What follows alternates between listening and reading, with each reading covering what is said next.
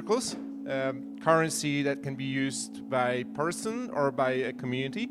So on my journey to Zuitzerland, I thought as a part of the permanent hub funding mechanism, what like a more cryptocurrency oriented topic could be relevant. And like I'm sure that there are a lot of great projects that could be somehow useful for that setup, but like I think out of them circles like stands out. This is not a new project, but it is like undergoing like a refreshment or relaunch. And Martin Köppelmann of Gnosis, like a OG of this space, like a main institution, is today with us to tell us more. So welcome, Martin, and please. Cool, yeah. Yeah, thanks, Julian, a lot for, well, getting me here, essentially. Yeah, this will be about circles, and I enjoyed, or I think on the last presentation there were quite a bit of critical questions afterward, and I would wish that you do the same for me or for circles. So there will be a lot of room for, yeah, kind of, yeah, discussing and criticizing or whatever, challenging those ideas. I will start with a 15 minutes summary of history, or I mean, basically what is circles and where are we at? But then, yeah, we are also very close to, Julian hinted at it, at a relaunch or Circles 2.0. So yeah, just 2 weeks, or on May 21st, Circles 2.0 and the new wallet, and I will show you a bunch of stuff of that already, or I can show you almost everything. Yeah, we'll launch, and but yeah, let's go step by step. So first, the big one. What is Circles? It's an extremely ambitious project. It's a very yeah, it's a project for a long time coming. It's really about the question: what is money, and how should be money designed, and can we design better money? And personally, I got involved in the crypto space yeah, over 10 years ago. Well, back then it was only Bitcoin. So at the time I was kind of a Bitcoin maximalist, running around telling everyone Bitcoin's changing the world. Bitcoin is better money. But at some point, yeah, and I think, yeah, that's already quite a while ago, I became doubtful, and there were certainly elements of Bitcoin I liked. So kind of the whole thing of being non-political, being potentially incorruptible, being yeah, in that sense fair or neutral. All those things resonated with me. I liked them. But if I very practically think about would the world be a better place if right now the whole world would move somehow to Bitcoin and use Bitcoin, then I can't give a clear yes to this answer. What would happen is, what would certainly happen is, so right now probably 1 or 2% of the world population owns some Bitcoin, and essentially of all, and kind of, I mean, over 90% or 95% of all the Bitcoins that are out there are essentially owned by 1 or 2%. So what if the world would kind of move onto Bitcoin to use that as the global money? Of course, it would be a massive, massive wealth transfer to those 1 or 2%. And I can't give a straight answer to, I cannot go straight to people and say, yeah, you all move to Bitcoin and then the world would be a better place, because I would benefit personally a lot from it, because yeah, still I own a bunch of Bitcoin. But it doesn't seem to me that it's in the interest of the 99 or 98% of people who currently don't own Bitcoin. So the design goal of Circles was to say, okay, let's take the best parts of Bitcoin, or at least that I consider the best parts, kind of this neutral, kind of decentralized, no central authority that can from one day to another meddle with the currency and change it. I mean, potentially, have this effect that if you're close to the power source, that you over proportionally benefit from it. So let's take the good parts, but then also design it in such a way that it's what I consider radically fair. So that it is equally serving or equally benefiting everyone who is participating or who chooses to use that as a form of money. So let's do this exercise, and I always like to cite Bernard Lietaer. When I talk about circles, he used to be, unfortunately died a couple of years ago already, way too early. He used to be a central banker for in Belgium, but he thought a lot about complementary currencies, regional currencies, and basically just more philosophically about what is money at all. And money is actually quite is a fascinating topic in itself. In my view, we are still talking way too less about money. So kind of money is still largely just seen as a God-given thing. So kind of there are euros and dollars, and kind of it's not really being questioned. While of course there are dramatic choices when it comes to money. So money is a man-made construct, and how this construct works shapes our world dramatically, and we rarely have any debate in the public. I mean, if you look at into the political public debate, when is really money debated, or kind of the way how money works. So of course Bitcoin was kind of a breakthrough in that there was at least it was also for me personally an eye-opener to say, wow, it is at least theoretically possible, or not just, it is practically possible to create something different. So again, money is essentially a social contract, and it's a choice what kind of money we use. Thought exercise now, we basically say, okay, let's say it's us here, not all, let's just say 100 people. We are on an island, we somehow stranded there. There is no money because there was an accident and we just are all alone on this island, and it seemed useful to have money. So how do we go about it? How would we design it? So we could do the simplest rule and say, okay, every one of us, each of us, 100 people, everyone gets 1,000 units, one time event. Then we kind of, that's how it initially comes into circulation. Then it's over, kind of the money creation process. After that, kind of it's just, well, barter, or kind of exchanging. I give you good, you give me money, then later I can spend this money. So that could be our first approach. But then, let's just imagine we are on this island. 100 people, fine. We have all our initial money. Then 20 more people come next day. Somehow they come with a small boat, stranded there also. Now what? They also get all 1,000 units? Okay, why not? But then they leave after a week. So they spend their 1,000 units. Kind of, we gave them stuff. They spent 1,000 units. Now they somehow escaped the island again and left. Was that a good choice to give them the 1,000 units? Probably not. So next iteration is maybe we should not kind of do this one-time thing where you at one point in time get one sum, but let's say we distribute money over time. So instead of doing it once, let's say 1,000 units, let's do it 1 unit per hour. So it's a constant issuance. So in that situation, this problem that those guys were only there for 2 weeks, well then of course they would also only for 2 weeks have issued money, while the rest of us who are there for many years, yeah. So now the next problem is, the next idea is, issuance over time.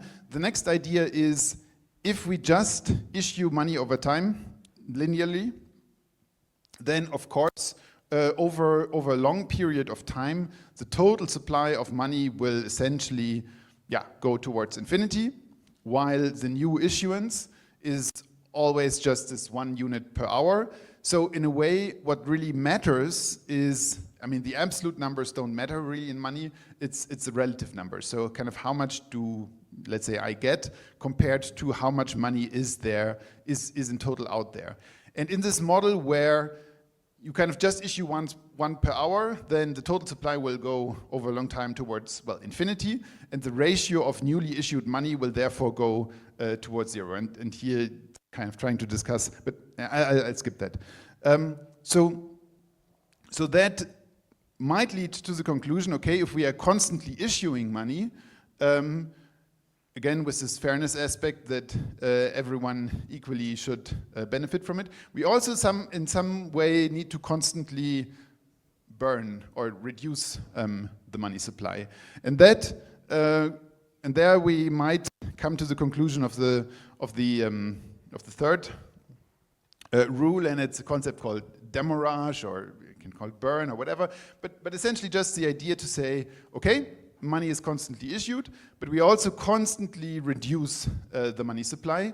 And here the proposal is at a rate of 7% per year. So meaning if you have 1,000 units and you just kind of keep them for a year, essentially the supply or the nominal number or kind of, yeah, will go down, and after a year it's 7% kind of burned. So 930 would be then there, would be left, and this is kind of applied daily, all easy to do with blockchain. So that rule, just the rule of kind of issuing one unit per hour, and the 7% leads to that graph for the total supply of money if you just look at a single person. So it starts growing essentially linearly, kind of in the beginning it's just the issuance, but then of course the 7% kicks more and more in until you reach this magic number for circles of roughly 120,000, where the 7% demurrage, burn, exactly equals out the issuance of new money. And here, hypothetically, we kind of, in this graph, we just assume that the person, well, dies after 80 years and therefore stops issuing their money, and therefore, essentially, the money that this single person had issued will essentially disappear over time. And this is, again, this rate of 7%. So if you kind of let money disappear at a rate of 7% after 20 years, yeah, roughly 80% of it is already gone. So in the circle system, the total supply of circles always converges against 120,804 times number of people in the system. So going back to my initial thinking, Bitcoin also has this magic number of, so circles also has algorithmic issuance, and kind of there's no central bank, and kind of no one can kind of just say, today I want to issue more and tomorrow I want to issue less or whatever. So it is all fixed. But in Bitcoin, kind of it's just completely static, 21 million over, probably all know this graph. And in circles, we say it's 120,000, but per person. So kind of as soon as more people, or if only 100 people participate in the whole circle system, then you will result in, 100 times, so roughly 1.2 million, 10 million, 12 million circles. If a million people, and you can do the math. Okay, just another way to look at the 7% is was previously talking about taxes and 0% tax rate. So one way to look at it, and had a debate with Julian whether to call it tax or not, this demurrage. But one way to look at it, you can, in my view, you still can see the 7% as a tax that everyone is paying on the money all the time. And in a way, this tax is used to essentially redistribute and kind of fund everyone's UBI. That's one way to look at it. We can, whatever. But if you look at it in that way, then kind of what it means is that if you exactly hold 120,000 circles, it doesn't need to be your own, so kind of you just earned them or whatever, if you own exactly 120,000 circles, then the quote-unquote tax or the 7% demurrage you are paying each day exactly equals out with the new issuance that you also have the right to do. So kind of in that sense, your effective tax rate is 0. If you have more than that, if you have more than 120,000, then you start to kind of pay net taxes because the 7% demurrage will be larger than what you're issuing. So it will converge. If you hold infinite money, then your tax rate will converge towards 7%. While if you hold less than the 120,000, you essentially pay negative tax, or I mean, you essentially get more than you pay. Yeah, that's how the graph looks like.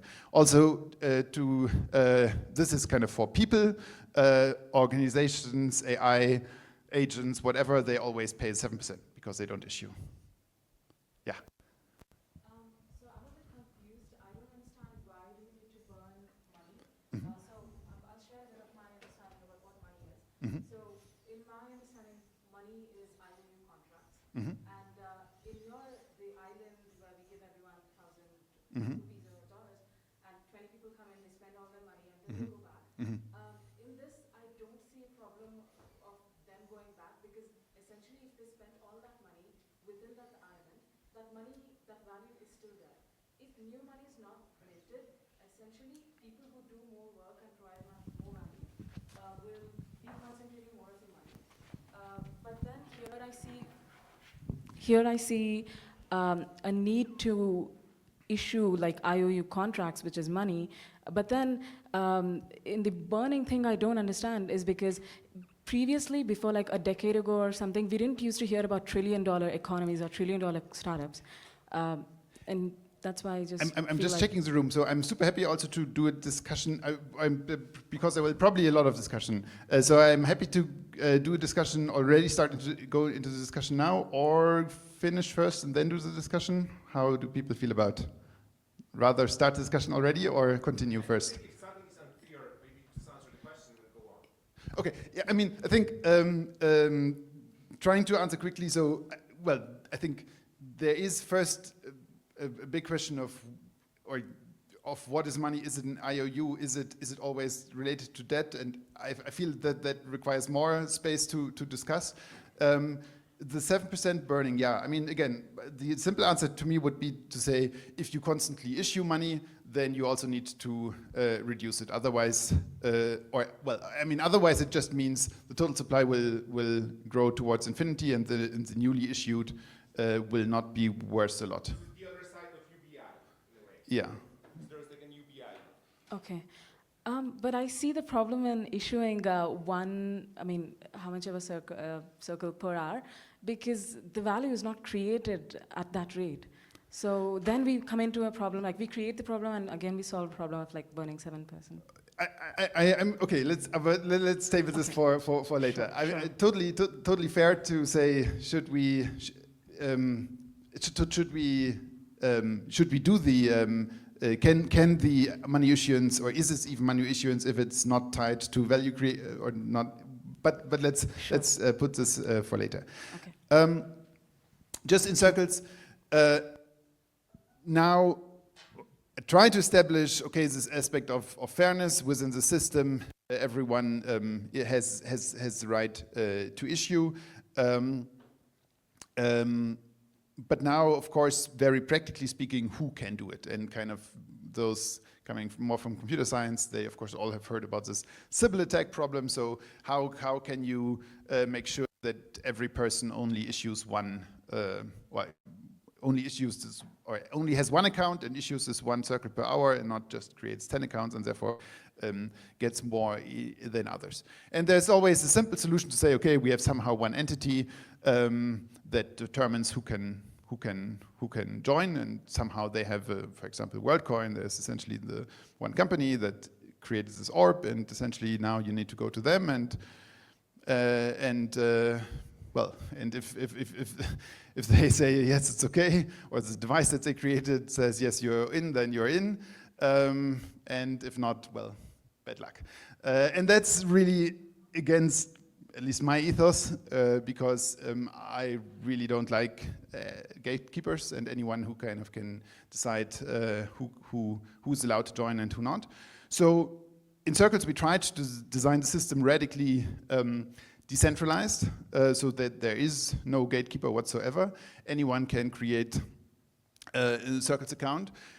And the problem of Sybil attacks is solved by a web of trust. So in a way, there is no there can be multiple accounts being created, but as long as no one else is accepting that form of money, those circles, they're useless.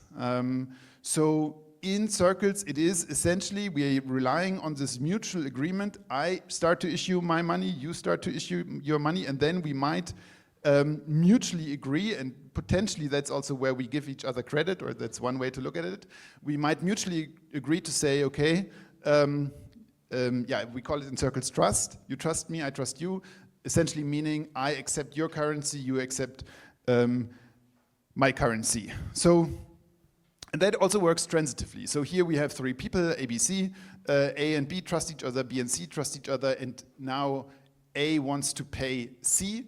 And how it works here is that C doesn't know A, doesn't trust A, doesn't accept A currency, but because there's B in between, so-called pathfinder can find a path to send A circles, so the money that A issued, to B, and B is fine with that because they trust them, and then B also holds some B circles, and then they forward the B circles to C, and C is also fine with that because they they got circles from someone, or they got money issued by someone they trust.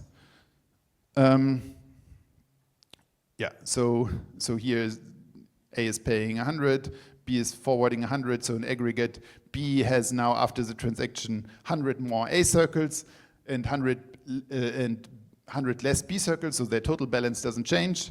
So overall, the payment is done from A to C, and so on. So in summary, those are really just, that's all kind of Circles is, those three rules.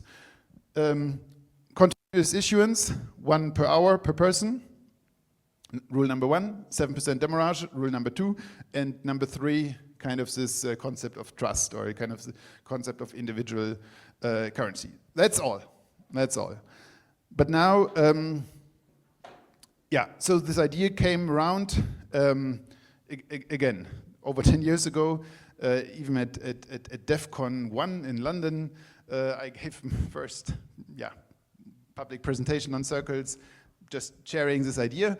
And for a long, and it was also personally how I got interested in Ethereum, because back in the days I kind of thought of Circles as a fork of Bitcoin because that was the only thing that existed. So then Ethereum came along, and of course it became obvious it's much easier to build such a system on a smart contract platform. Then it took still underestimated how long it would then take to Ethereum to, ERC20 and whatever. All the development happened over the last years. So then took still, again, many, many years. Various people and teams and groups got attracted by the idea. And in 2020, Circles, as a system launched with a team, cooperative. And I was essentially only involved on the sidelines as someone who initially brought in the idea, but there was independent teams working on Circles. And yes, in 2020 it launched, October 16th. And this is then how kind of the network started. After a couple of hours, the trust network looked like this. After one day, the trust network looked like that.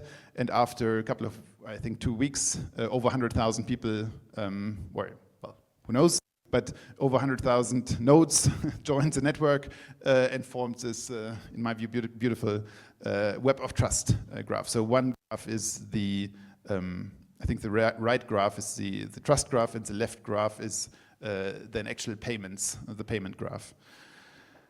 But then after that, yeah, quite viral moment, things slowed down, tech wasn't really working, technical issues and whatever. So to some extent, there was a hype, and then it kind of went away for some extent. But there were some places, including Berlin, where there was local communities that actually tried to use circles. And here we had this farmer markets, Bauer Direct, where you could buy the basket of the vegan for 450 circles. And here is a very practical transfer from, on the left side, me, to this Bauer Direct offering. They didn't trust me, but they trusted Dan and Lola Bola and whatever. So the Pathfinder would then essentially find a way to turn my circles into circles that Bauer Direct would accept. So as a side note, Circle's goal and motivation was to, or is to, create what I would consider fair currency or fair money. But as a side effect, it actually does also create an identity system. And of course, this web of trust can be used for things other than money. And I would also argue that it's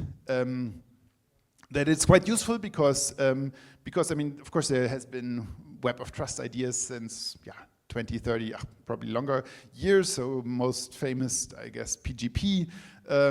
But in those systems, one issue is that trust does not necessarily come with with an economic meaning. And if you trust account, or there's in a way no penalty to trust someone you should not trust, or some. In circles, it has an actual quite concrete economic meaning. But we'll maybe table the thought later. So now, what's new, and what are we adding, and maybe also again what have been the problems. So in Circles 1.0 only.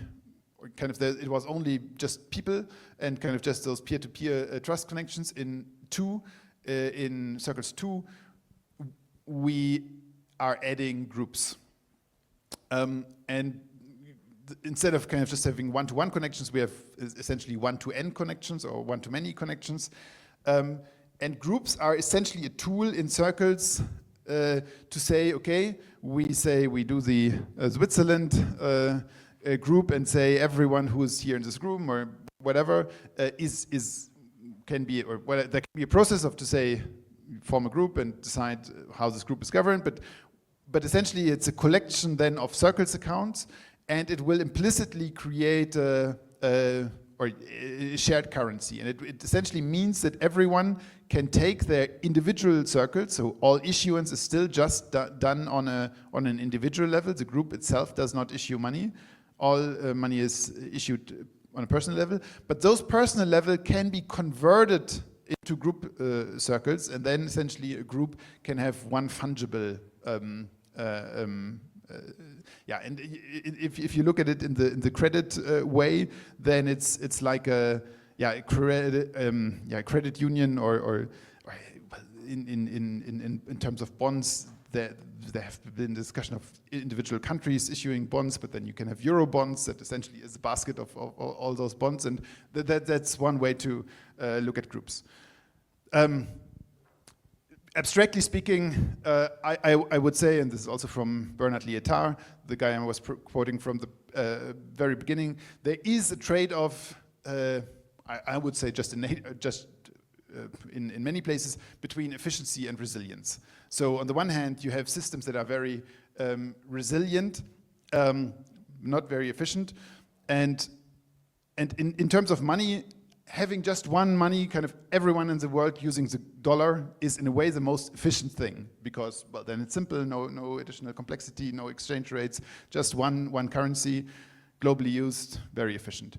But of course, not resilient at all, because kind of, I mean, hopefully more than one guy, but kind of, a few actors who have important levers over over the dollar concretely, can essentially affect everyone and kind of destroy, destroy, but of course then if the whole world just uses this one currency and this currency somehow breaks or somehow is being messed with, then kind of terrible consequences. So of course having more currencies is more resilient, and circles in ways kind of got to the very, very extreme of having, well, literally one currency per person, and in that sense extremely resilient. So you can have in circles, I issue my money and kind of just 3 more people, and kind of we just trust each other, and then essentially we just accept our currency with each other. So then of course it's in a way extremely resilient, because everything that happens outside of our very, very small group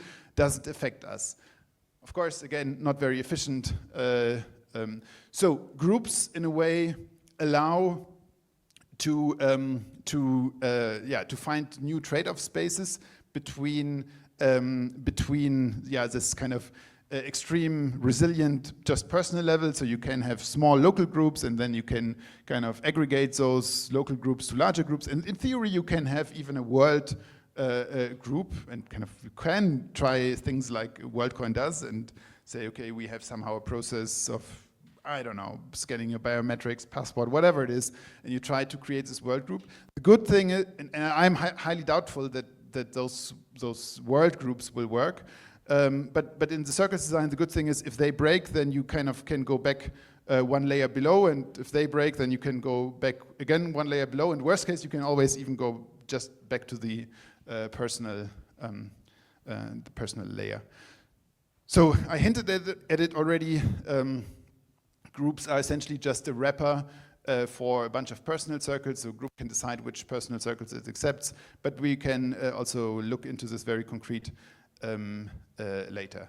Yeah, you can easily create setup groups, define a policy, how to join, simple things like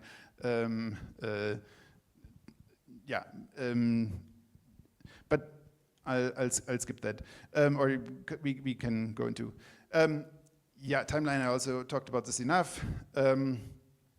So now a few things very practically of what are we going to launch in, well, almost in less than 2 weeks.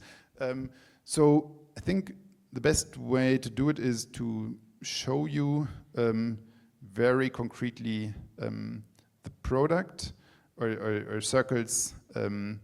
Although maybe now is also a good time to start first questions and discussion, and then I can maybe during that show you a bunch of more things. So let me just quickly see if there's something.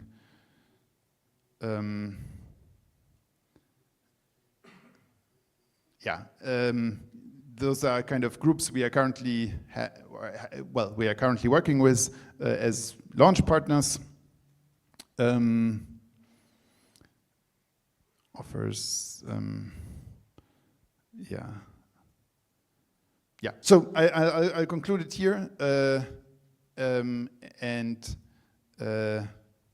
I would say let's open it up for more interactive, and then we can zoom into many things.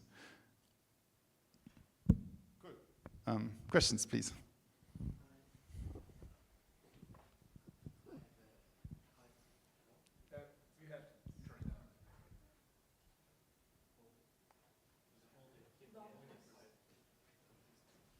Otherwise, just take mine.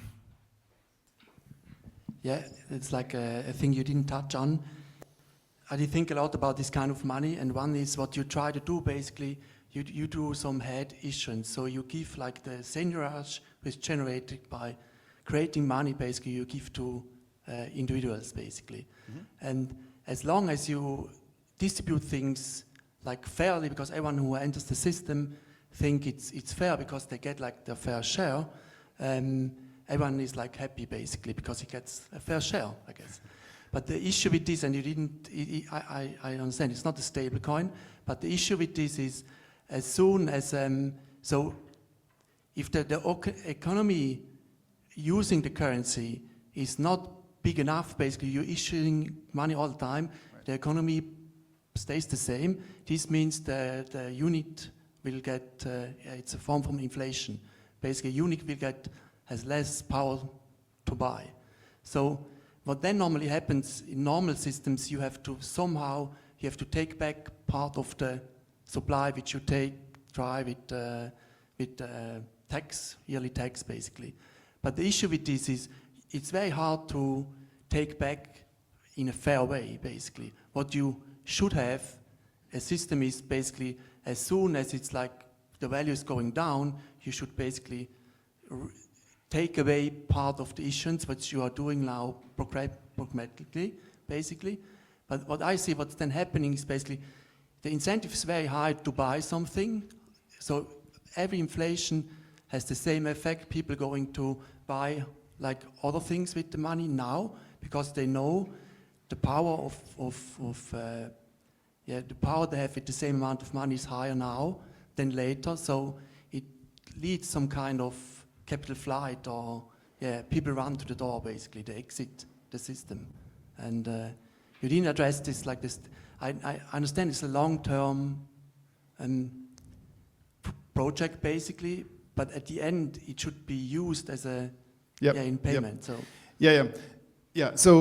So no, it's totally fair criticism. So the overall criticism is shouldn't the issuance of money be tied to actual economic whatever activity, GDP, whatever it is, and I would say if we just look historically at, this is the graph. This is a graph of the M2 or of the dollar supply over the last, what is it? Okay, I'm not sure 5 here. years. Whatever, but essentially there was the spike here was the policies implemented for Corona to whatever. I would say that was highly questionable whether that was a good decision to kind of pump up the money supply to kind of try to address Corona. So what I'm basically looking at this graph that is exactly increasing the money supply at roughly 6.5 or those 7%. So just historically speaking, and just historically looking at the last 50 years of dollars, we can just observe that yes, there are all kind of logic to kind of try to influence the money supply, but it just roughly speaking, it increases by 7%, pretty stable over 50 years. So now that is kind of essentially the same thing as 7% demurrage. So in the dollar system, the total amount of money just kind of continuously goes up, and therefore, of course, dollar is devaluated. Or dollars are devaluated, not necessarily at 7%, because well, there is economic growth, smaller than 7% per year. So therefore, if it would be 7%, the value would be stable. It's smaller. Let's say for extremely simplified math, it's maybe 4% was on average. Then kind of the real inflation is, again, super simplified math is then 3%, the difference. So in a circles world, the total money supply will not increase over a long run. It will stay relatively stable, given a stable population. So in that sense, but there is constantly this 7% burn or demurrage. So ideally, in an economy where there would be growth or there would be GDP growth, then the value of circles would actually go up, or the value of a single circle would go up. But I mean, the overall question is, do we need some form of government, some form of central bank, some form of entity to try to do something to kind of bring value of or GDP? I think there is a solution to this, but in my thinking, you need a tax on the transaction basically.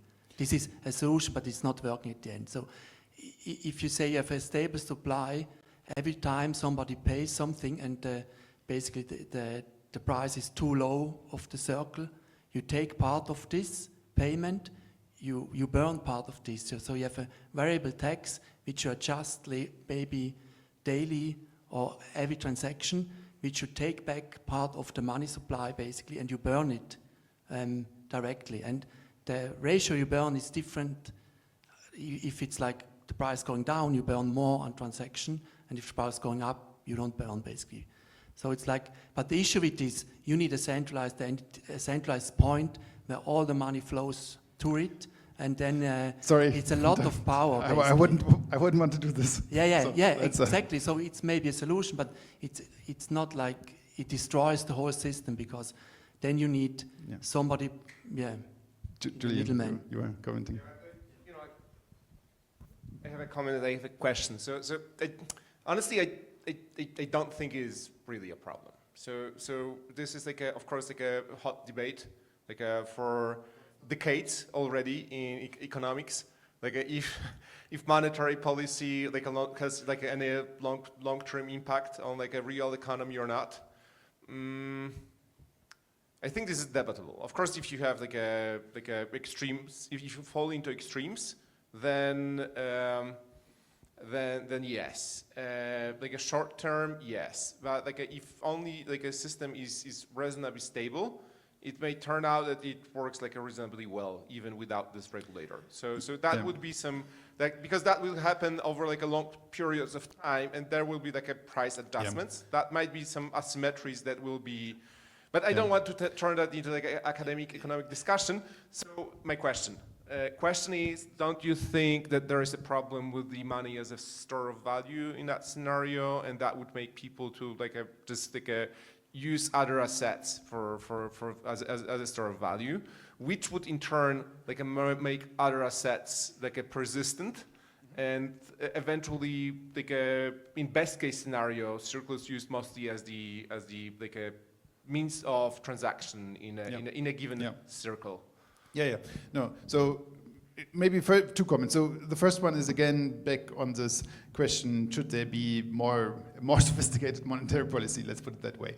And I would basically again also go back to I still see the beauty of Bitcoin, and I mean the arguments behind Bitcoiners are saying, okay, if there is just a predictable kind of future supply, then essentially the economy will be just around that. And I kind of to some extent buy that argument, but then I do think in circles we are introducing at least one connection in a way to the economy, and that is essentially again just the number of people that are participating in it. So in that sense, it is, well, of course, the economy is more complex than number of people in it, but okay, maybe that just as a comment. Your second question of how is circles used as a store of value?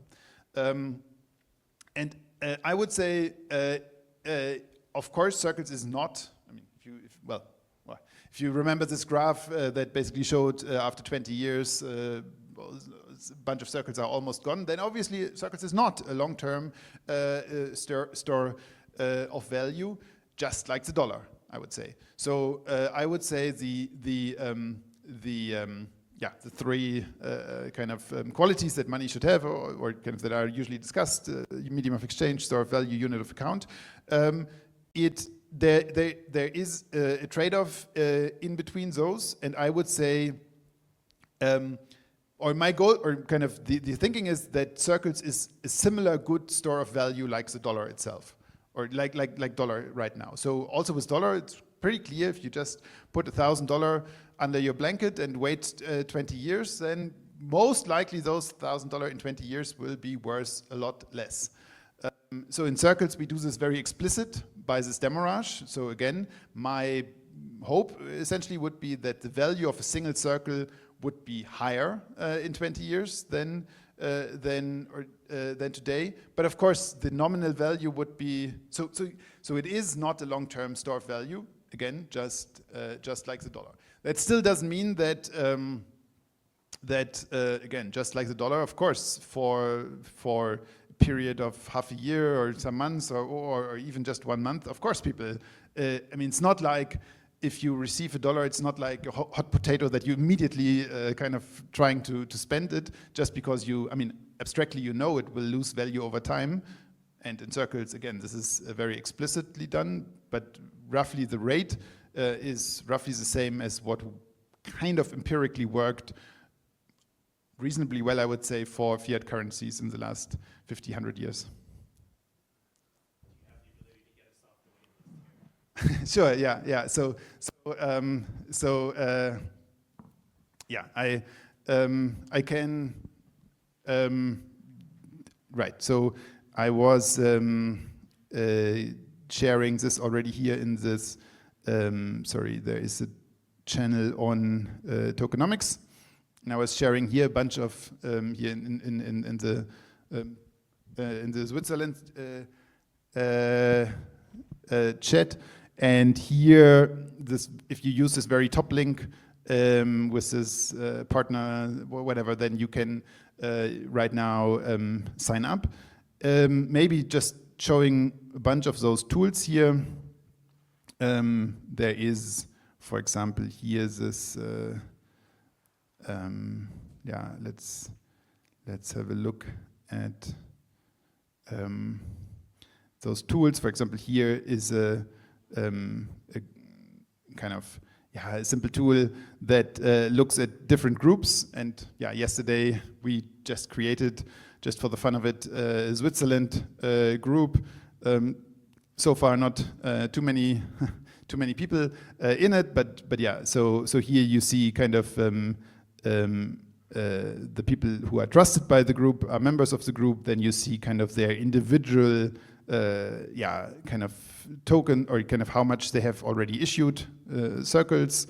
And if you joined just 48 hours ago, then that's then you will have 48 circles. They're all kind of technicals, so kind of each of those, or each person has their own 1155 token, but it can also be wrapped and to ERC20, and then you can actually trade it.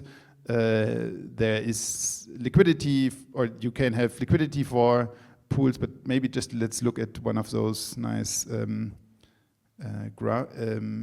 so here's an explorer, and you can here always check those kind of those trust graphs.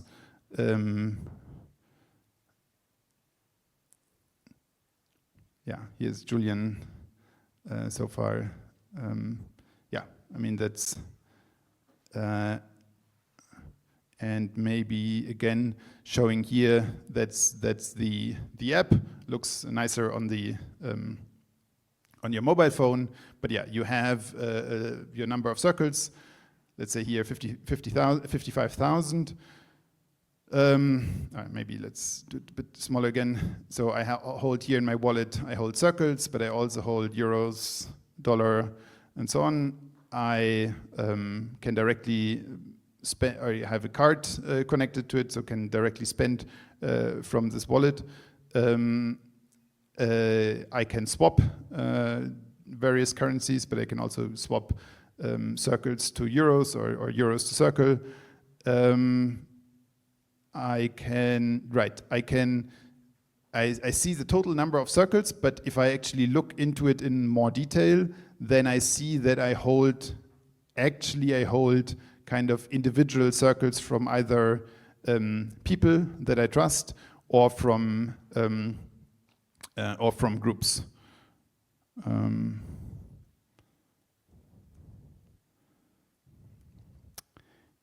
Yeah. We can also, I would also offer it kind of in a smaller round for people who really want to get hands-on and kind of get an account and therefore get trusted, because you need at least one person trusting you or inviting you. We can absolutely do this after this in a smaller round or in the afternoon. Happy to spend all day on answering questions or helping out. So I have a more of a like a meta problem to rise that applies just as much to Circle and any other like new money. And by new money, I don't mean newly created, just like money with new kind of features that Right. people are not familiar with. So at the very beginning of your presentation, you asked us to imagine a situation that we are stranded in a remote island and we basically have to reinvent the money. The thing is that there are actually some natural experiments like this. Some situations like that happened, and there are multiple examples of them. The most famous are the Second World War prison of wars camps. And the POWs did reinvent the money in multiple POW camps all around the world. But the thing that happened, they basically reinvented the money that they already were familiar with. You know, they changed, like, for example, dollars for cigarettes, when they have, like, a burning mechanism built into the system, and so on. But the actual money worked basically exactly the same as in any other, like, well-known monetary systems. So it looks like there's almost like a Schelling point that people, like, naturally arrive. I would say cigarettes work dramatically different than the dollar. I read several analyses. Well, obviously, there's the Radford one, who is actually a monetary economist and was a prisoner of war and described his own. Yeah. Okay. And he basically, his idea is that, yeah, they reinvented the money as they existed before the war. So basically, they were familiar with already existing system, and they arrived at it naturally. And they arrived at it naturally because there was not a meeting. Okay, let's figure out how to deal with the scarcity, recreate the economy. It just happened naturally. So, and here you're introducing super cool idea, but it's novel. It rests on several new assumptions that people have to internalize. It took you an hour to explain the system. People are still confused. That's one thing. And the second thing, as far as I understand it, in order to bootstrap this mechanism, you have to basically evangelize it person by person. Yeah. So, I mean, at first I would, but maybe that's a separate debate. I would say, yeah, kind of dollar where money is issued through credit is dramatically different from money systems. But maybe let's table that one. So just go on the second to the second question. So I mean, I would say you can use the euro and the dollar without understanding how it works. So for example, in the euro, also technically, if you hold €1 or if you have 500 euros at, I don't know, Deutsche Bank, or you have 500 euros at whatever, Commerzbank, or I only know German banks, they are different. They are different. And usually you don't realize that. So usually kind of they just work the same. But in 2008, when you had euros at a Greek bank, well, they were very different because you couldn't access them, and suddenly there was discussions about haircut, and then suddenly this euro is maybe only worth 80 cents. So very similar in circles. You have all those different circles, and ideally you don't even notice. So kind of ideally there is not. It doesn't feel that different. So kind of if I go back to Metri, where I have dollars and euros and circles, ideally the circles will not behave that different or not different at all, or very little different from the euros. I can exchange them for euros. I can top up my Gnosis Pay card with it, and I can buy a coffee here, and that's it. And I don't really need to understand the various underlying mechanisms. The next point of onboarding people one by one, sure, but there is an incentive. You get free money, so it's in a way it's relatively easy. And yeah, we see it with projects like WorldCoin that successfully used their token to distribute the thing to millions of people. Of course, there is the question of can circles have, or will it have long-term value, and where does this value come from? And of course, it's by no means saying it will be easy, but yeah. Yeah, about what you just said, do you have like any idea, or like have you run the math of how many people would you need in your network to look at your circles and not actually like for your circles to be used as just one token, like without seeing any, without having to think about all the transitive paths that you would have to take? Yeah. Yeah. I can't, so groups will play a significant role here, because as soon as you are a member of a group, and groups then easily, well, can be small local groups like with 100, 200 people, but of course the group can also be just, okay, someone does this ZK passport thing, so the group basically says you have a valid passport from a specific country, and then kind of all people in this country can form a group. So I would say, yeah, ultimately I don't fully know, kind of, or I think there will be a question of to what extent, okay, it is very possible that there is a small group that says, okay, we are valuing our circles relatively high, and we are using them, and then in a way this group will be will not have or kind of people outside of this group will not have liquidity inside of this group. If they decide to say, okay, within our group we also expect everyone who is that they are not only issuing, but they're actually kind of accepting circles for stuff they do and so on, and kind of treat circles within their group almost as, yeah, we treat dollar and euros, that people accept their salaries in it and so on. Then probably circles in that group or that community would have, and I did some kind of math I can show you, of what a single circle could be worth compared to different fiat currencies. So let me just show you the logic about that.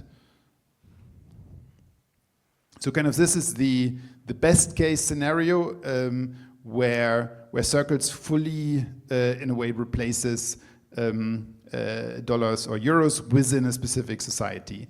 Of course, we should start much lower, but just to get a sense of it, here is what we here see is, for example, for the dollar, there are 334 million US citizens, and this currency per person, this also should be a dollar there. So there are 21, what is it, trillion, so this is in million, is it trillion, whatever, a large number, that's the total amount of dollars out there. But if you divide this, if you calculate how much dollars are there per US citizen, it's $63,000. And for euro, it's 43,000 euros per person in the Eurozone are out there. For Swiss francs, it's almost 100,000 Swiss francs are out there per Swiss national. Now, that's kind of in a way what empirically is needed in an economy. And of course, that also is surprisingly different. So if you put that in relation to GDP, so you can say, okay, how much money is there per person and what is the GDP per person, then you see that in various economies or in various regions, this ratio is quite different. So in Euro, it's roughly 1. So the GDP per person in the Eurozone compared to the money per person in the Eurozone is roughly 1.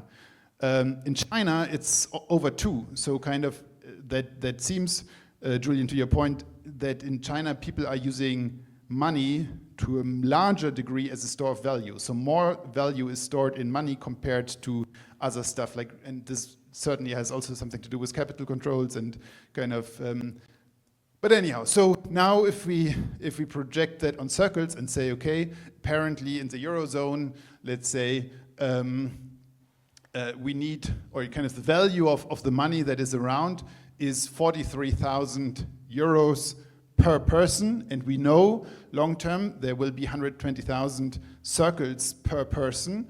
Then if an economy like the Eurozone would run on circles in a way, then the value of a single circle would be, here for comparison I converted it all in dollars, would be, and I think this was at a time where euro and dollar were roughly the same. Anyhow, so just as an order of magnitude, 38 cents would be a single circle. So also kind of just to give you an idea of what this this money issuance is worth. So if we take those 0.38 so 38 cents that are issued per hour. If we take that times 24 per day times 365, so essentially it would mean in a society where the full value of money creation would equally be distributed to all people, and in a society like Europe, the amount of money that every person would get every year would be $3,300. Now, we will certainly start much lower, so, ultimately the market will decide. I don't decide what the price of circles will be. I expect it in the 1, 2, 3, whatever cent range, but time will tell. Okay, so just thank you, but just one quick question about the beginning of your presentation with the example of ABC where A and C don't trust each other. So the Pathfinder is going through, B, and I'm wondering, like, if A was a malicious actor and, convinced B to trust them, what's the worst they could do, basically? Right. So the worst, the good thing is C is not affected by it because C will just accept B money. So whether A is a malicious actor or not doesn't affect C, the person that is receiving the payment. It does affect B because now B holds A tokens. And if A is a malicious actor, say someone who, you will see this, if you go to some Telegram channels about circles, there will be just random Telegram accounts that say, please trust my account. And if you trust them, then you will soon end up in a situation where you hold a lot of circles of that account, and no one else wants to hold their circles. So essentially, you will be not able to spend them. So to be a point, the worst that can happen is, well, that you give up your valuable circles, that you would either be able to trade for other currency or for goods and services, that you give them up because you trusted them and you get now their circles, and their circles are not valuable because no one accepts them and you can't do anything with them.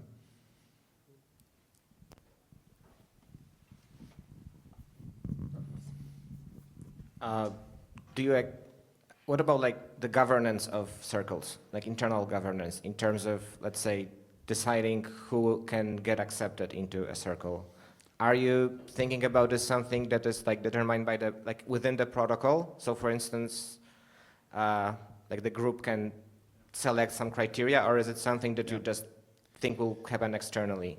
So that is to me a core thing, that circles has no governance whatsoever. Or I mean, let's make it very precise. So to be invited or in circles version 1, anyone whatsoever could just create an account, and kind of all additional rules like you need trust from someone were just things that were enforced on an interface level but not on a protocol level. On a protocol level it was completely open. In the new contracts, the rule is, and there are kind of, from the Circles 1 launch, there are right now 120,000 Circles profiles out there. We can look this up in this Explorer, 132,000. So in the new contract, again, there's no owner, there's no governance in this contract. In this new contract, it basically says to create a new Circles account, you need to have an invite or a trust from at least one out of those 132,000 people. So essentially, the only rule that Circle forces on a protocol level is you need one invite from one existing node person on the network. Now, when it comes to groups, they can, of course, anyone can create a new group.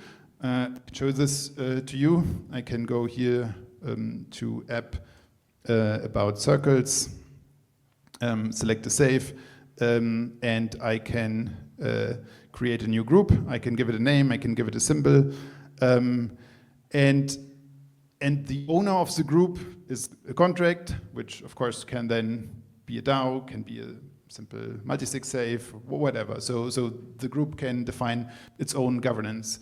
Let's have a look at technicals. So tools here. There are actually a few more. Group checker. Yeah, one interesting. So a group has a bunch of addresses. So this is the whatever the main group address. This is the quote-unquote owner. Again, can be a DAO, can be a contract with a governance logic. There is groups do or will by default collect a fee. So I skipped over this part, but we do think it is useful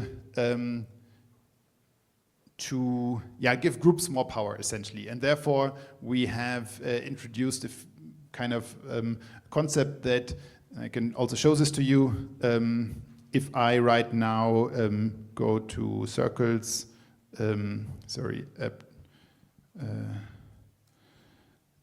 so I have not created Circles since 24 hours.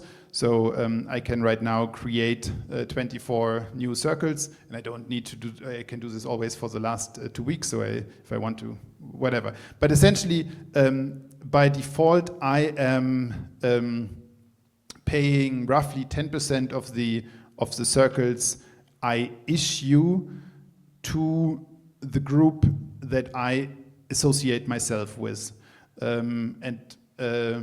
so starting a group and having people associate with your group, and ideally kind of making sure that this group currency is demanded.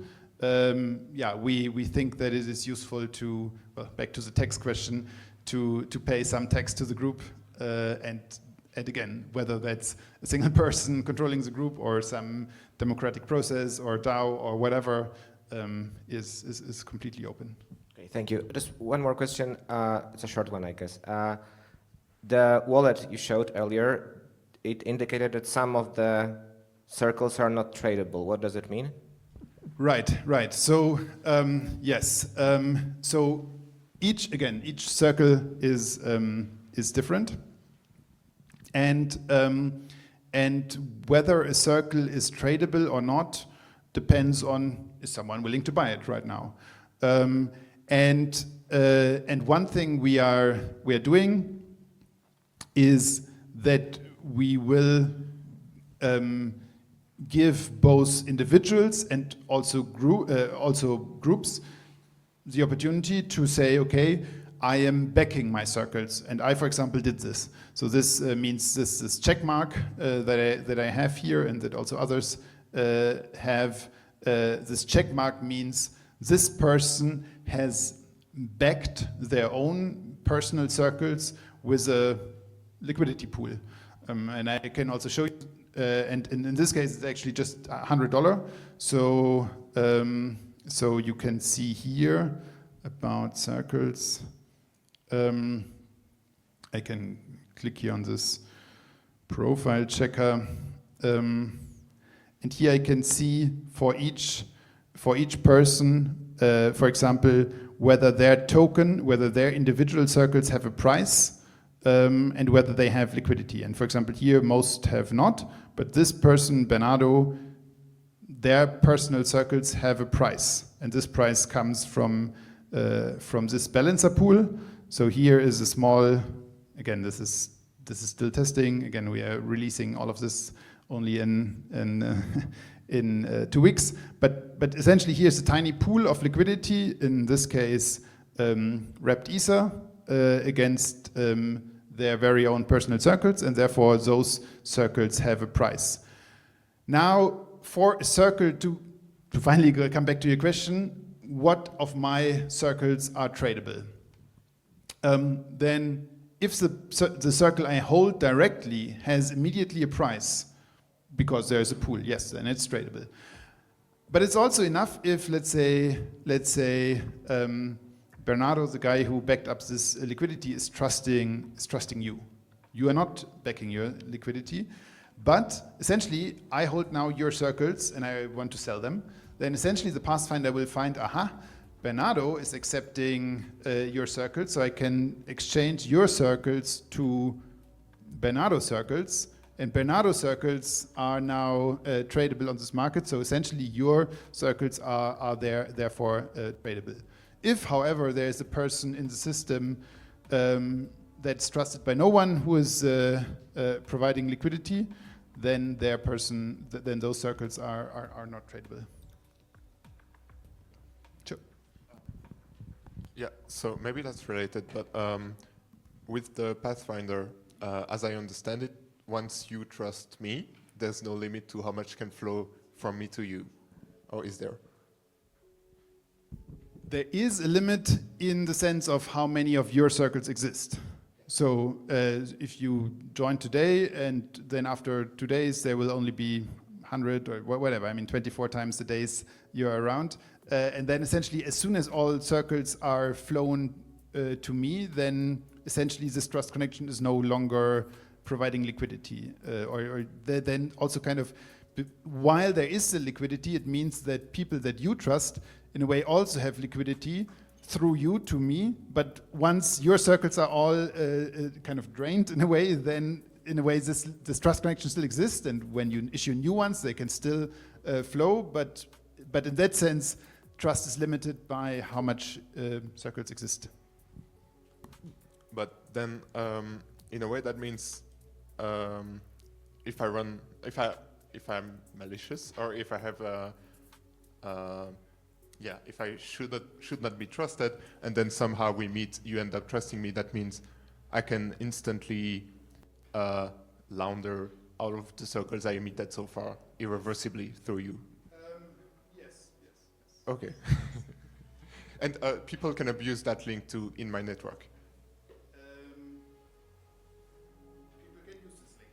Yeah. Okay, it's interesting. Yeah, I mean, you can also untrust people and basically then stop this link, but of course you cannot get your circuits back that might already be with someone else. Can we go back to my question about how did we decide on the issuance rate, like 1 circle per hour, and the burn rate, that is 7%. You mentioned something about, why was the burn rate decided as 7%? Yeah, I mean, I would say whether it's 1 per hour or 100 per hour or whatever, kind of ultimately doesn't matter because whether in a way, if you just add, or if you'd say kind of all balances we increase by 10, then you're not really changing anything in the money system. So the absolute number doesn't really matter. Of course, there is a totally fair question, should we just do the issuance over time, yes or no? And of course, that's very debatable, and kind of you can say, no, it should be tied to whatever, economic activity, or it should be tied to something. So I can't give the perfect answer to that one, but I would say if you decide issuance over time is a useful thing, then it doesn't really matter whether it's 1 per hour or 10 per hour or half per hour. The parameter that matters a lot is the 7%. And so that matters a lot, whether that's 2% or 7% or 100%. And in a way, it is this trade-off between how good of a store of value circles is. So kind of the higher that rate is, so let's say the demurrage would be 100%, can you have 100%? No, you can. So let's say, 50% per year, so or 80% per year, then it would really not be a good store value. And then essentially you could definitely, after 2 years with 90% demurrage, then after 2 years all money would already be gone. So you might argue, okay, we should make it. We might want to make this value as low as possible, and you can go all the way to 0, and then you essentially end up with a system like Bitcoin in the long run, because then basically you will have and it's kind of thinking about it as how much do you value in a money system. So again, I see money systems as a social contract. How much do you value the past versus in a way the future? So for how long, or kind of one way to think about money is to say, okay, if I earn money, then I did something in the past for essentially society, and that gives me a claim in the future.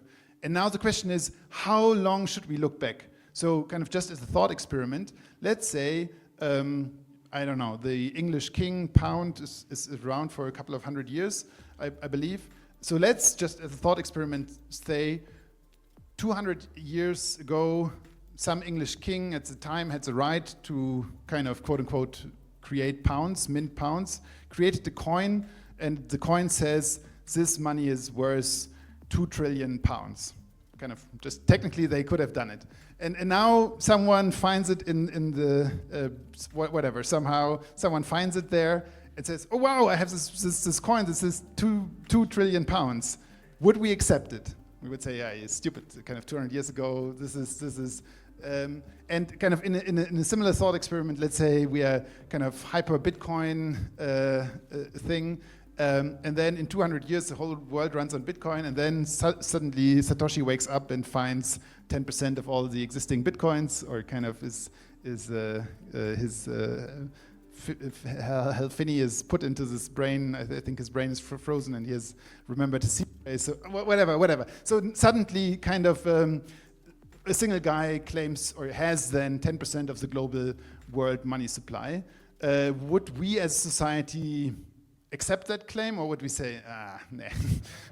So I would say it is useful for a money system to have kind of this function to forget, or in a way to burn old money. And actually, frankly, that is what we have in the dollar and in the euro. There we just make it through inflation. So kind of through inflation, essentially money that earned 50 years ago is almost irrelevant. Or if you just kept it in the form of money, because it's kind of inflated away. It's worse. The $5 you earned hard for many hours of work 50 years ago are worse today, almost nothing.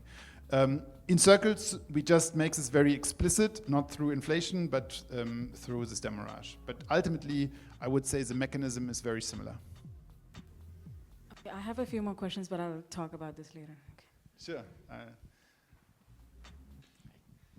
Hi, Martin. Also have a question. In terms of users and adoption beyond crypto, like outside crypto, what do you think, where are the communities that really already have similar solutions, or have been building technology or non-technology that is similar to Circles, but could really benefit from this? Where could this add value across the globe, outside our bubble? Yeah. I try to be always extremely cautious with those things, because I am I know a tiny part of the world, and I always have some doubts about people that say, oh yeah, that should be work in Africa, and and so on, and they have essentially no idea about. So we did very practically. We did we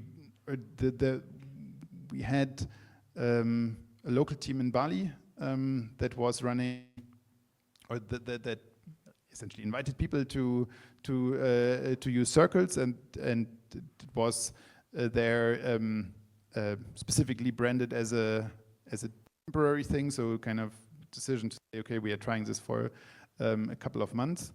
That went well.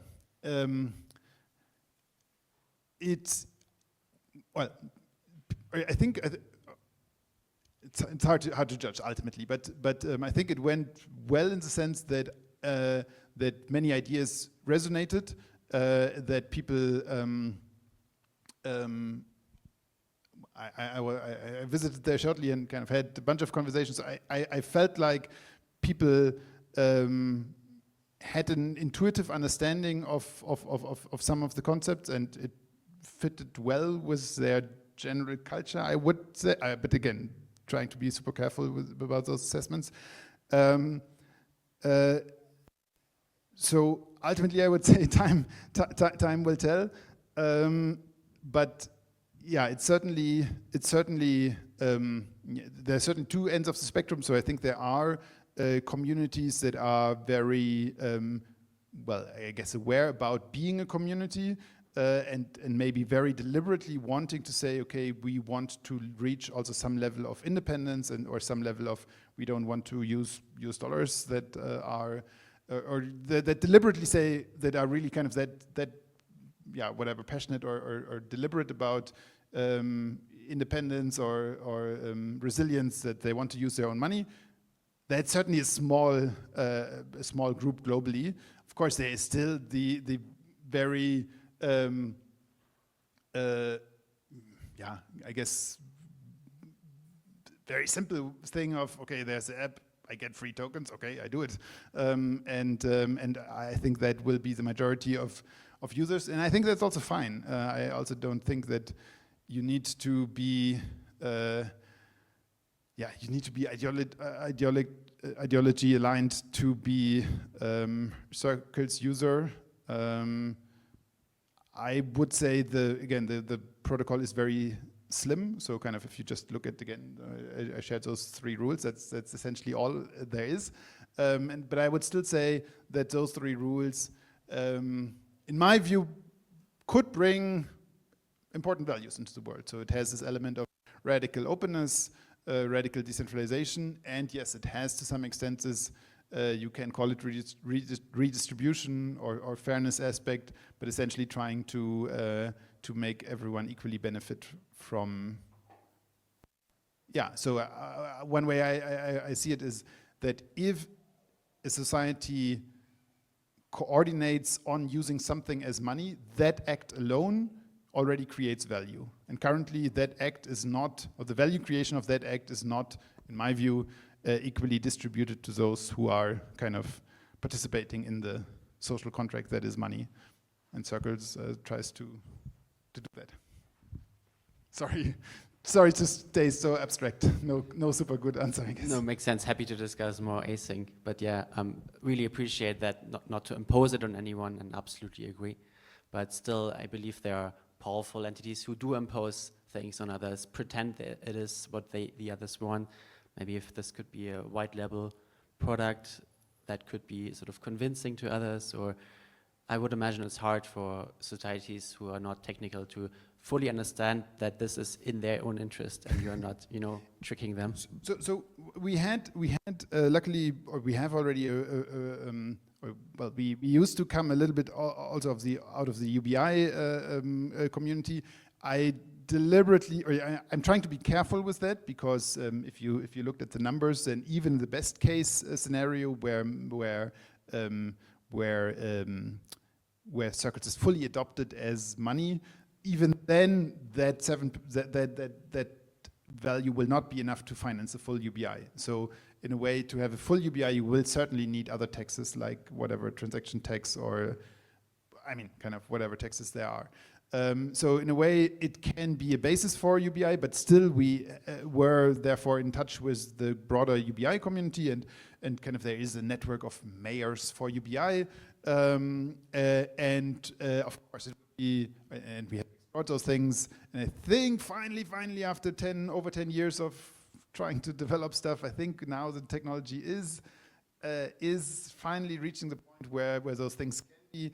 So if you have a mayor and they are up for it and they say, okay, our local, we have certain assets that we as a town, as a whatever public transport, that we offer anyhow, and they are currently underutilized. So kind of if public transport, kind of most seats are empty, then it's relatively low cost for them to say you can use this underutilized resource for circles. And then, of course, that could be a great way to help bootstrap circles in.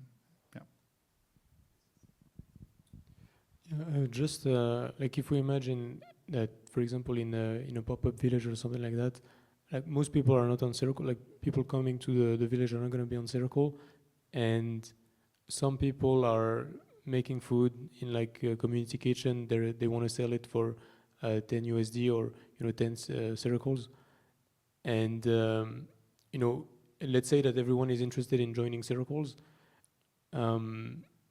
Like isn't like the limited issuance too limited to actually let everyone new enter the system? Or like I guess my question more generally is what happens if the issuance is growing actual economical activity? Yeah. No, that is a fair point, and it's true. If you would from one day to another decide to say, okay, we all now want to fully use circles, it wouldn't really work.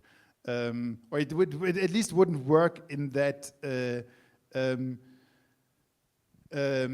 because by design money is only issued over time. I think if that really would become a problem, then of course you can design systems on top that say, okay, we want to so over 20 years or something, then the whole system goes into a stable equilibrium where this supply of 120. So we have this cold start problem. And yes, if that really would become a problem, then I think it would be reasonable to say, okay, we somehow write a contract that a group that can issue additional circles outside of the regular rule, and those will kind of disappear over time, and then kind of over time,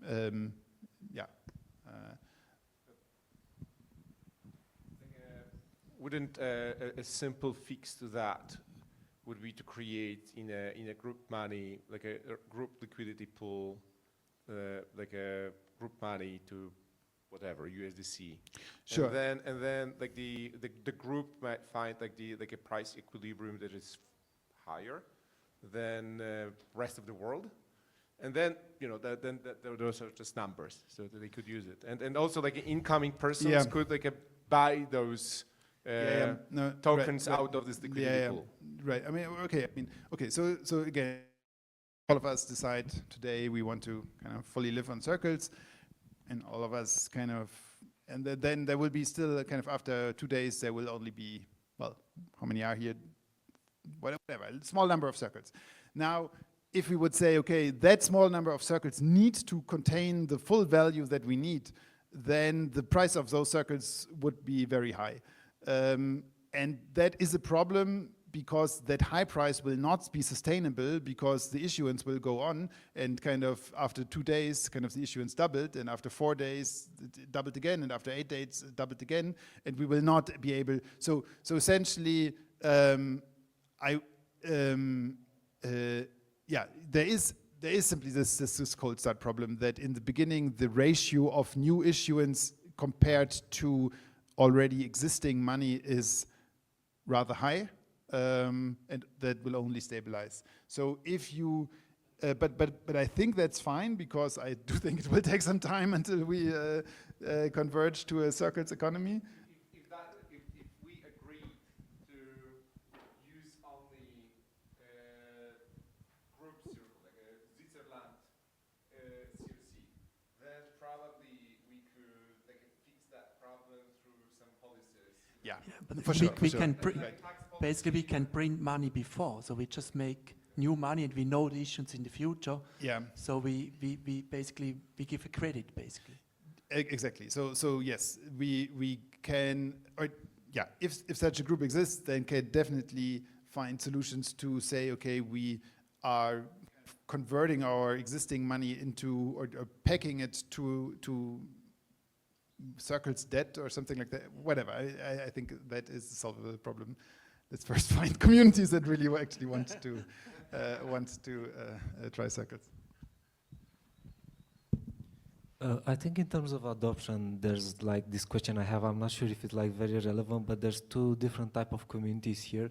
There's one where you have very repeated like trust games among people that live together closely, their neighbors, they trade like goods, so on. So that's a repeated day-by-day game. And then there's this context where, for example, I invited him to Circles, and now we're looking at each other a little bit adversarial, you know, can we trust each other on the long road, you know? So like, in terms of adoption, like what kind of setting would be best, and like if one is more sustainable and one is less so? Right. I mean, frankly, my hope would be, there are two different versions of Circles possible. So one is where it's really treated as IOUs. So kind of each circle is really a specific claim against him. And then, of course, yeah, it really depends on what he's willing to do or not. That is the one end of the spectrum. And I think also in money, you can have a situation where money but you can also kind of have various mechanisms where an IOU turns into something much more fungible that just feels like money. So kind of if we just look at our existing euros-dollar system, then it actually also starts with I go to the bank, I get a loan for a house I want to buy, and in that moment money is issued, and that money or that loan is extremely dependent on the value of my house or my ability to pay back this loan. So that's actually how most of money in the fiat system originates. But as soon as I spend then this money, then we have all kind of mechanisms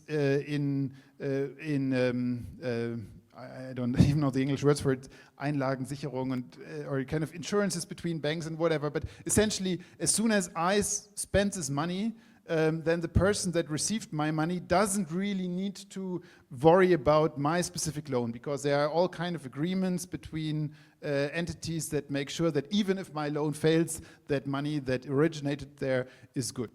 And so essentially there's a spectrum from an IOU to that is not fungible to something that is actually fungible. And my goal for Circles would be that we end up more here in this space. So my goal would be that it's relatively easy for him to join a specific group, and therefore there are kind of all those mechanisms that you can without issue accept his Circles, and whatever, it will just be fine regardless of what he very specifically does.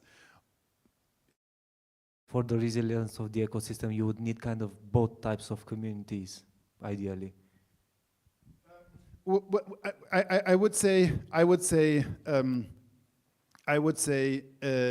my goal would be that it is that we can reach this point where it's just so widely accepted, and there are all kind of mechanisms that that to me would be the goal.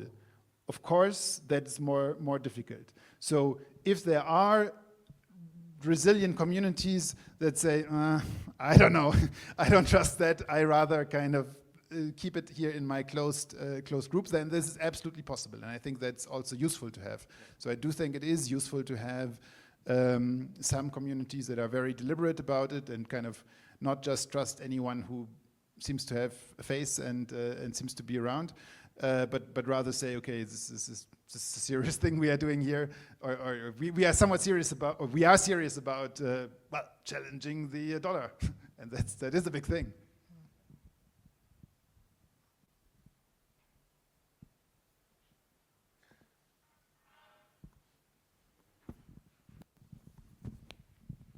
I shared a link with you in a DM about an article I wrote a few years ago, but it was, looking at individuals' issues, more focused on my experience with DAOs, especially on a volunteer side, that there wasn't that much accountability for taking up people's opportunity cost and so their time. So this one is, the idea is that people have a certain number of tokens for their whole lifetime, and then so if a DAO has a lot of those tokens and it hasn't produced very much, then it's a drag on society. It's taking all this life force and not making anything out of it. But then say somebody does become accomplished and say a name in the space, and then those tokens could become something of value. So it also encourages investing in that. There's two sides. You could either have a side that their tokens aren't ever worth very much, but there's a lot of those tokens in the DAO, and so that's an unfortunate use of life force, or the other one where the DAO also gets a big chunk of the upside if that person ends up being the next, I don't know, Jimi Hendrix or something. Yeah, so I think, again, also here, I would say there are very different versions of circles imaginable, and one is, and frankly, that's not the one I want. One would be kind of that each circle of a single person is kind of like a personal share. So kind of that the circles of, I don't know, some Cristiano Ronaldo are like 10,000 times more worth than the circles of everyone else. That would be in theory possible, but not the thing I'm trying to build. So I'm trying to build, or we are trying to build in circles, is it also kind of also this whole concept of I mean, we can make it super concrete. So we can make it super concrete and look at this graph here, or look at those numbers. So you will see each of those circles have, or some of those circles have a price. And now let's go to my circles. Let's see. Yeah, and actually, it's not. It's already not exactly showing what I wanted to show you. So what I wanted to show you is that they all have the same price, and that's currently not the case. But I want to make the argument why they will have the same price or very similar prices. So this is my circle. I can go here to CowSwap and literally buy my circles. And I think right now I believe they have a price of 3 cents. And liquidity is not great. So even a tiny trade of $10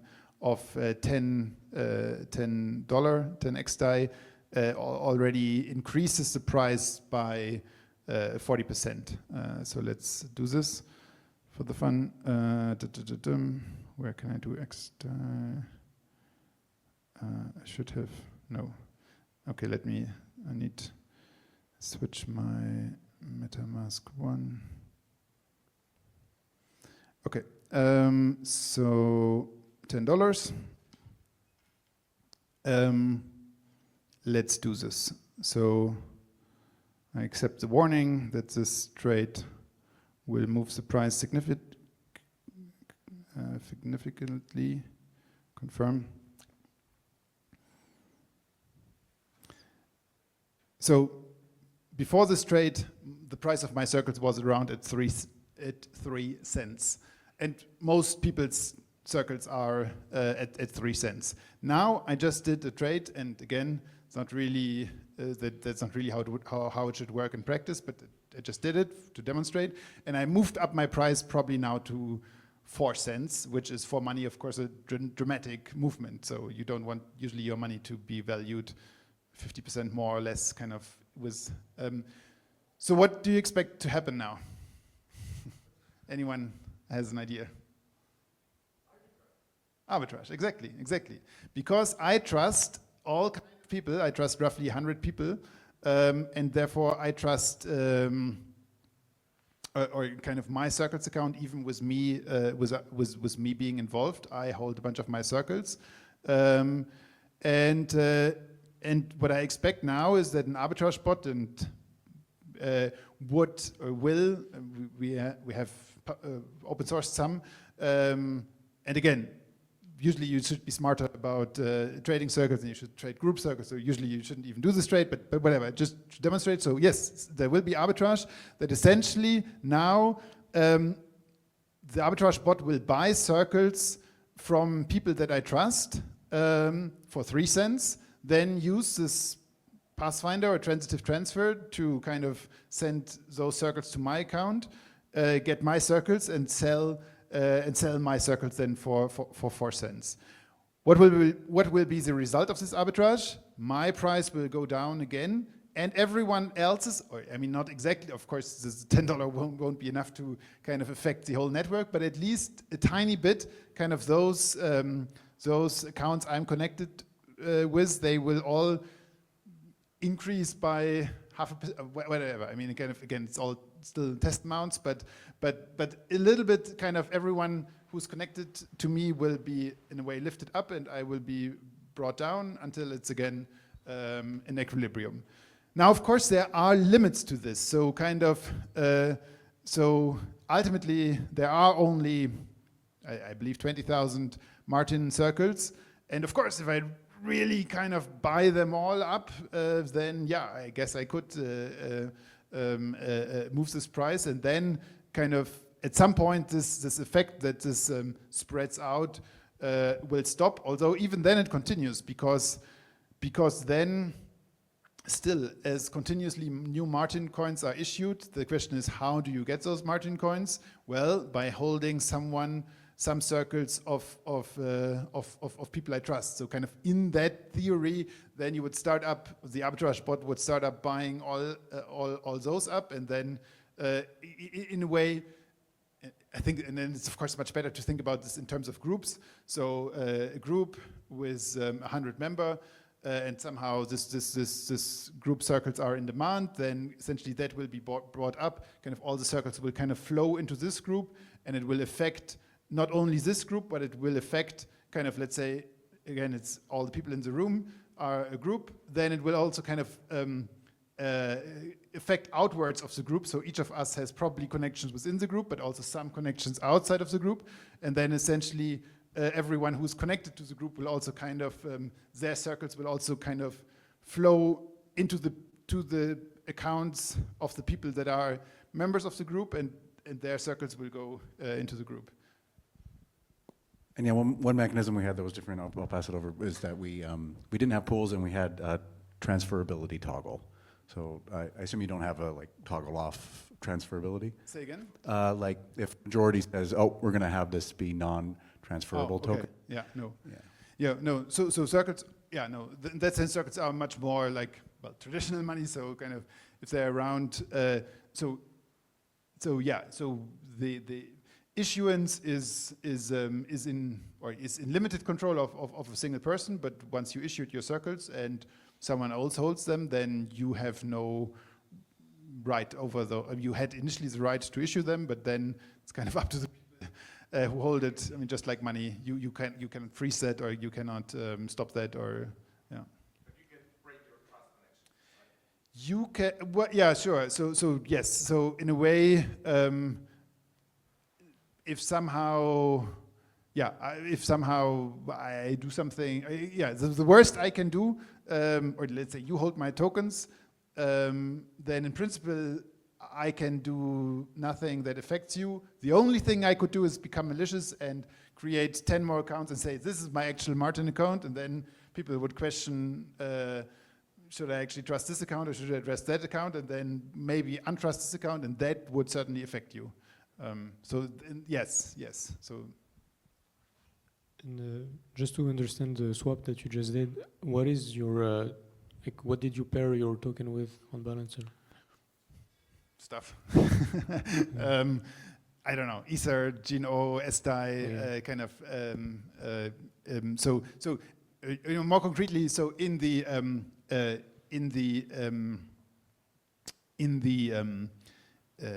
app, when we release again 2 weeks, there will be roughly the flow. Okay, you need to get invited. You need to have 1 trust.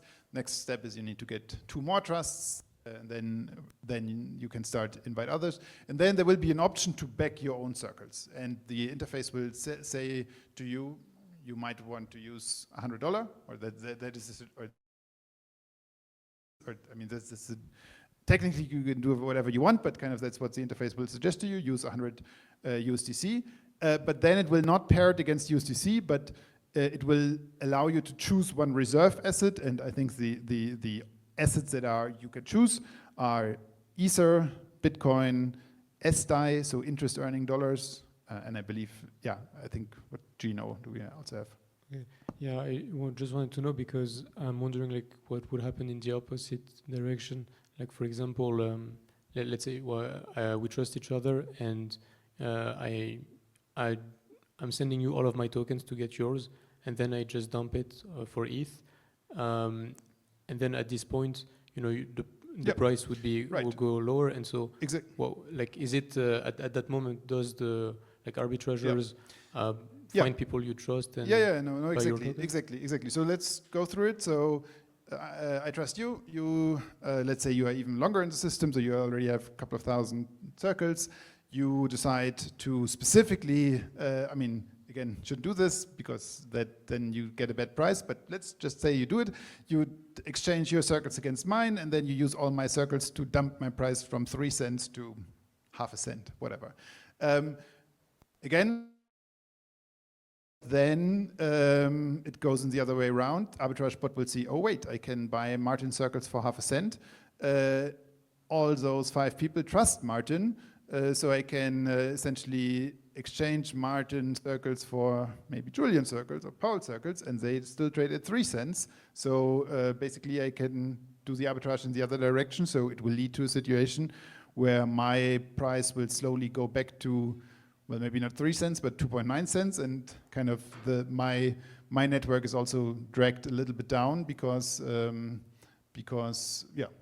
obviously it's selling. So we call the whole thing. I mean, one way to look at it is central banks, they usually have reserves, and they are usually also not used, or I mean, kind of at least not most. And in circles, the whole thing of backing your circles, we call it the decentralized circles reserve, because there's not one entity kind of doing the reserve. It's really kind of spread out, and it's even individual choices of what do you want to use as a reserve asset. Are you kind of a Bitcoin maxi and say, yeah, that should be the reserve asset, and kind of circles is then the more transactional money, or are you, I don't know, kind of have you some tokens in whatever project, so you can use whatever you want. But in a way,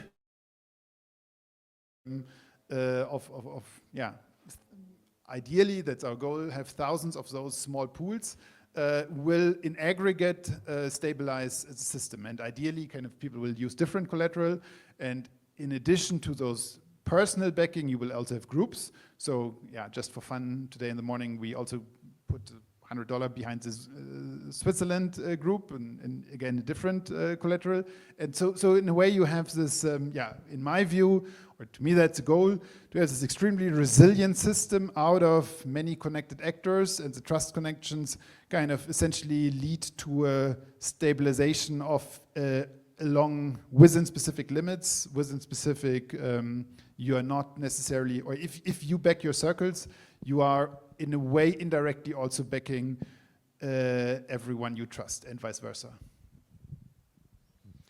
I have one question. If you think, so the end game basically, so what's the goal? So you imagine this gets like the dominant money, and would it work?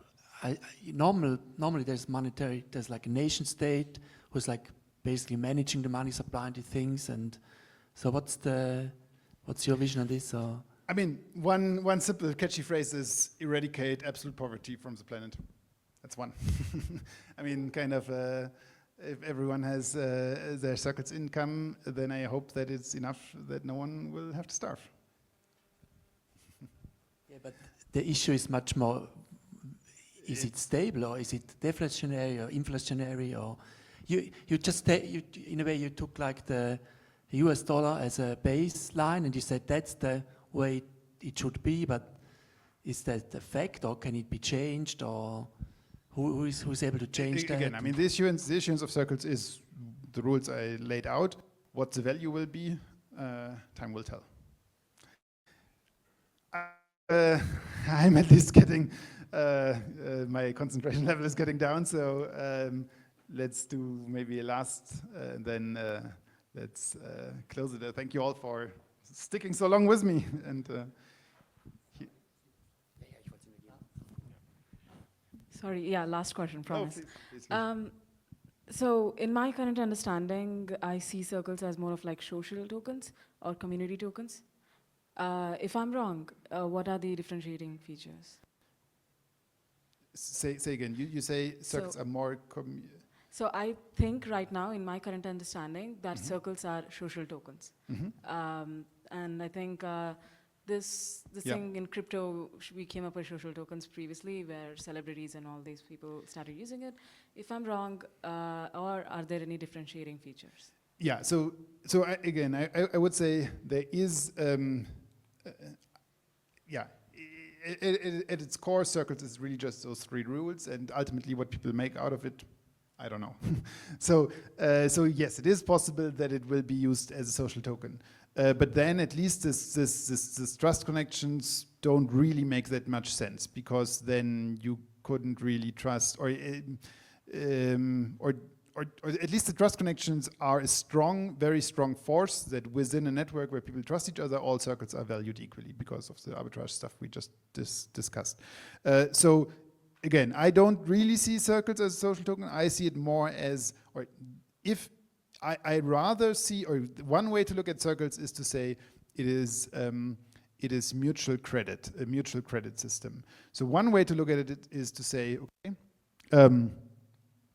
we trust each other, and I issue my tokens, you issue your tokens, but at this moment, nothing really had happened, because one way to look at money is debt, and if I have debt against myself, so margin tokens would be debt that I own someone, and if I hold my own tokens, or I hold my own debt, that's kind of meaningless. So let's say we have both issued 1,000 tokens, both of us, then one way to look at circles would say our balance is actually zero, because we issued, and only if I send Julian 100 circles, then really kind of, only then kind of money is in a way created, because now I'm in a way at -100, and he is at +100, so at that moment he in a way gave me some stuff, accepted my credit. In that process we in a way issued money, so we kind of the process of deciding whom to give credit, or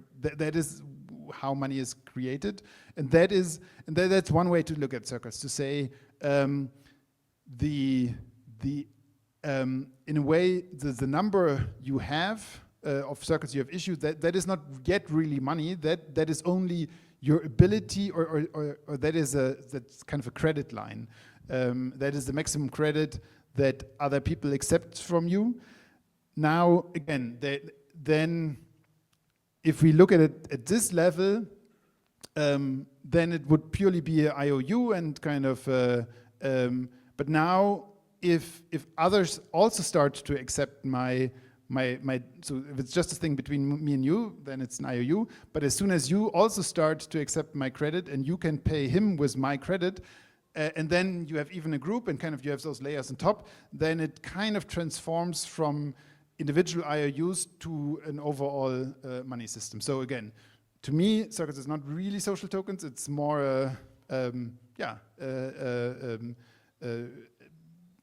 a system that in a way can emerge from mutual credit to a general money system.